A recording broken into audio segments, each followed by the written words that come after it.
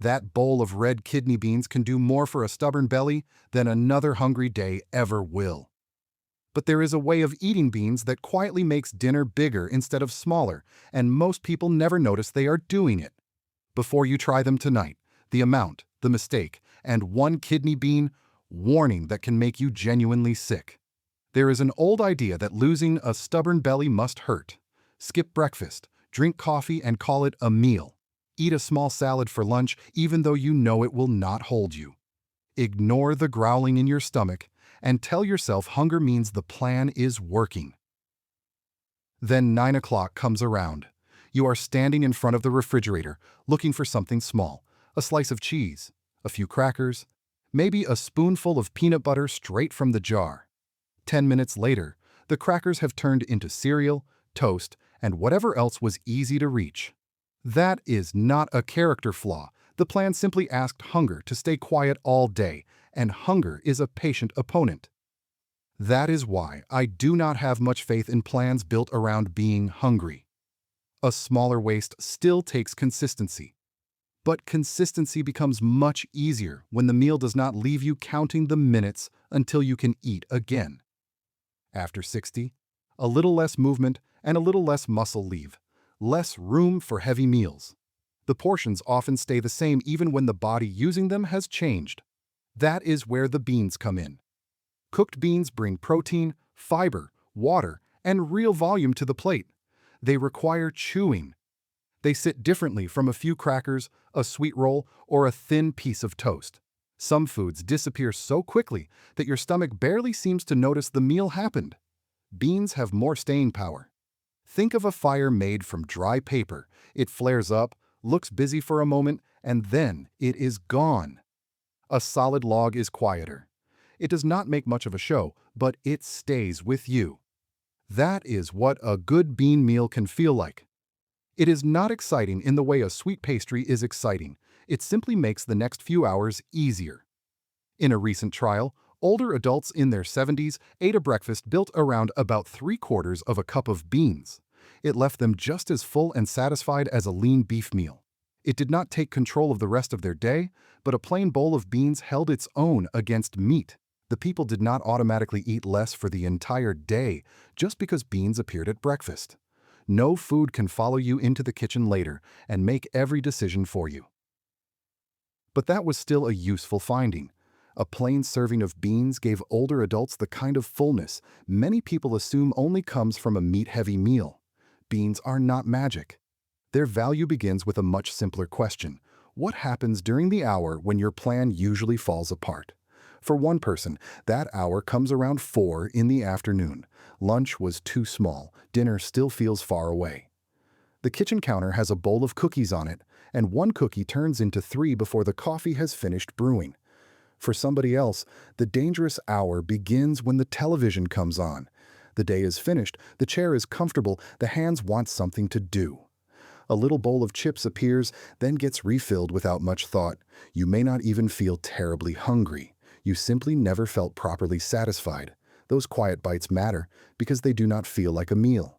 They slip past your memory, but the body still counts every one of them.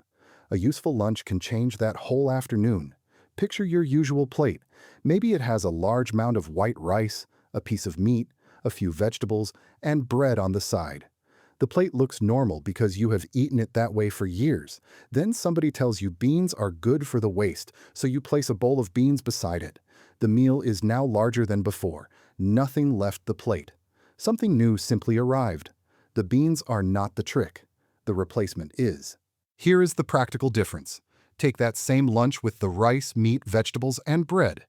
This time, put about half a cup of beans on the plate. Add a generous portion of vegetables. Then serve a smaller amount of the rice or leave off the extra bread. The plate still looks like a meal. You still have something warm, filling, and familiar in front of you. But the balance has changed. The beans bring more fiber and substance. The vegetables add volume. The smaller portion of rice or bread leaves room for all of it without turning lunch into a feast. That is a very different experience from eating a tiny salad and hoping willpower carries you until dinner. Let me make it more concrete. Suppose your lunch today is 2 large scoops of rice, chicken cooked with a rich sauce, bread, and a small spoonful of vegetables. Tomorrow, use 1 scoop of rice. Add half a cup of red kidney beans. Double the vegetables. Keep the chicken, but use a sensible piece instead of letting it cover half the plate. You are not removing the pleasure from lunch. You are moving the weight of the meal toward the foods that give you more satisfaction for the space they occupy. That is the kind of plate you can finish and walk away from. 3 hours later, you may notice something before you notice any change in your waist. You are not thinking about food. That is a small victory. But it is the kind that adds up. Lunch is only half the story, though. For most people I have talked to over the years, the plan does not fall apart at noon. It falls apart after dark, so let us build the evening plate too. Say your usual dinner is a large plate of pasta with a rich sauce, 2 pieces of bread, and a small pile of salad pushed to the side. You eat it at 6. By 9, you are back in the kitchen looking for something small. Tomorrow, cut the pasta roughly in half. Stir half a cup of red kidney beans into the sauce, where they belong anyway. Fill the space you just made with vegetables. Keep the bread if you enjoy it, but keep it to 1 piece. You have not eaten a smaller dinner. You have eaten a different one. The beans give the sauce more body. The vegetables take up the room the pasta used to hold. And the plate now carries more of the 2 things that stay with you longest. Then watch what happens at 9 o'clock. That is the real test. Not the mirror, not the scale, the kitchen door. If you walk past it without much of an argument, the plate did its job.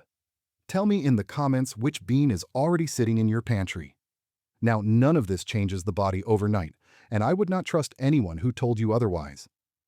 When researchers pooled dozens of controlled trials, people eating more legumes lost a little weight and about 1.6 centimeters from the waist, which is roughly half an inch, not overnight. But enough to show this old food belongs in a serious plan. Half an inch will not impress the people selling a flat stomach by Friday. It impresses me more than that. A modest change that comes from food you can keep eating has a better chance of surviving real life. Real life includes birthdays, Sunday dinner, tired evenings, and weeks when motivation is not especially strong.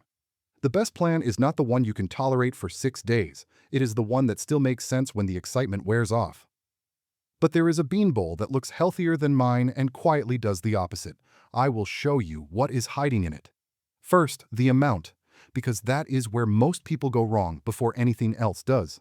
For someone who already handles beans well, about half to 3/4 of a cup of cooked beans is a practical serving inside a main meal. That 3/4 of a cup matters because it is close to the amount used in the trial with older adults. It is not a magic number, it is simply a useful point of reference. A smaller person may feel satisfied with less. A larger or more active person may want more. Your stomach also gets a vote. If beans have not been part of your meals for a long time, do not start with a bowl big enough to feed a farm crew. Begin with a smaller amount. Let your digestion adjust. Then raise it gradually.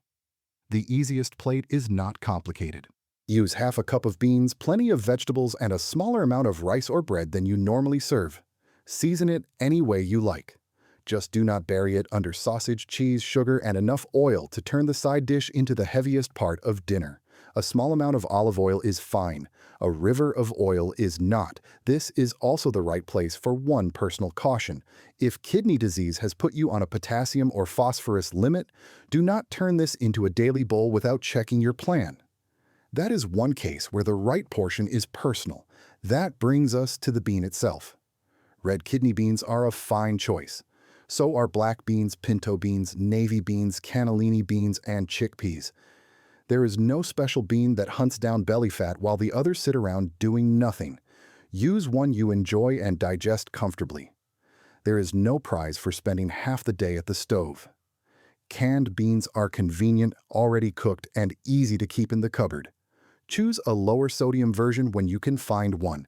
If you cannot, drain the liquid and rinse the beans well under running water. That one step washes away a good share of the salt they were packed in. Then season them yourself so the flavor belongs to your kitchen instead of the can.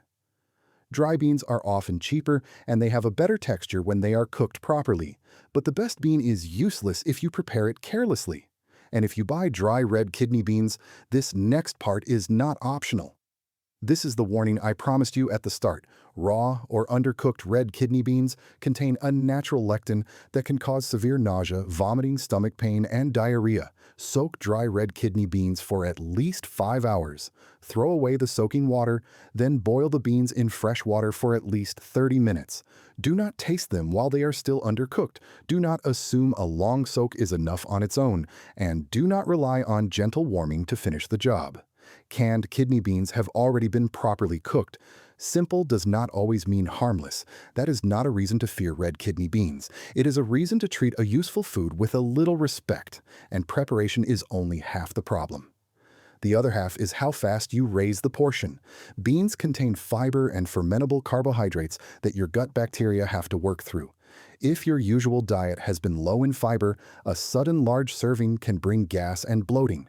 Your belly may even look bigger for a few days. That is not fat. That is your gut adjusting. Start small, chew well, increase the amount slowly.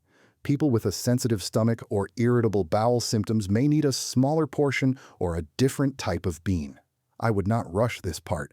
Do not turn your dinner into a test of courage. That brings us back to the bean bowl that looks healthy and quietly does the opposite. You have probably seen one. You may have made one. It starts honestly enough. The beans go into the pot, and the moment they do, the whole dish earns a healthy name. Then the layers arrive. Underneath the beans sits a bed of white rice. Bacon or sausage gets stirred through for flavor. A few spoonfuls of brown sugar go into the sauce because that is how it was always made. Cheese covers the top. Sour cream lands on the cheese, and oil ran through the whole thing long before any of it reached the table. Now look at what is actually in front of you. The beans may be the lightest thing in the bowl. Every layer on top of them was added. Nothing was taken away. And because a healthy food is sitting in the middle of it, the entire dish gets the credit. That is what was hiding in it. They add the beans, but they never remove anything. This is where many people get carried away. The solution is not to punish the beans by making them bland. We have all eaten enough bland diet food to last several lifetimes. Use garlic, use cumin, use chili powder, use tomato, herbs, pepper, lemon, or lime. Make the food taste like something you would gladly eat again tomorrow. But keep the bowl honest. Beans and vegetables should still be the heart of it. Rich meat, cheese, sugar, cream, and oil should not take over and turn a filling food into a heavy meal wearing a healthy name. The difference between the two bowls is easy to miss when you look only at the word beans. Look at the whole plate. One bowl has beans, vegetables, seasoning, and a modest amount of rice. The other has beans sitting on top of rice, fatty meat, cheese, cream, sugar, and oil. Both can be called bean bowls. Only one was built with the waste in mind. This is why I like ordinary meals more than complicated diet rules. You can see exactly what is happening. There is no secret powder, no expensive program, no need to turn your kitchen into a pharmacy. You are simply building a meal that satisfies you without quietly becoming the largest plate of the week. Try it for 7 days, but judge the right thing. Do not expect the mirror to show you a different body by next Tuesday. Use the amount your stomach handled comfortably. Then ask yourself 3 questions. Did the meal keep me satisfied for about 3 hours? Was the evening visit to the kitchen quieter? Did the beans take the place of another food? Or did I simply add them to everything that was already there? Those 3 answers will tell you more during the first week than staring at the scale every morning. A measuring tape can be useful, but use it no more than once a week under similar conditions. The tape measure moves slowly. Hunger can change sooner. One more thing belongs in that first week. There is a reason not to chase rapid weight loss after 60. You want to lose the excess without giving away the strength you still need. A smaller waist is useful. So are the muscles that get you out of a chair, carry the groceries in from the car, and keep you steady on the stairs. So do not build your whole day around beans. Keep enough protein in your meals. Keep moving in a way that is safe for you. A little resistance work matters, even when it is simple. 7 days can show you whether the meal controls your hunger. The waist needs longer. Think back to that person standing in front of the refrigerator at 9 o'clock. The goal was never to make him stronger than hunger every single night. The goal is to make dinner satisfying enough that the argument never gets that loud. That does not mean you will never want a snack again. It means the snack becomes a choice instead of a rescue mission. Beans do not choose one pocket of fat and burn it away. They make the meal fuller, steadier, and easier to repeat without fighting hunger all night. The beans are not magic. The meal is. Build the plate so hunger has less power when the kitchen gets quiet.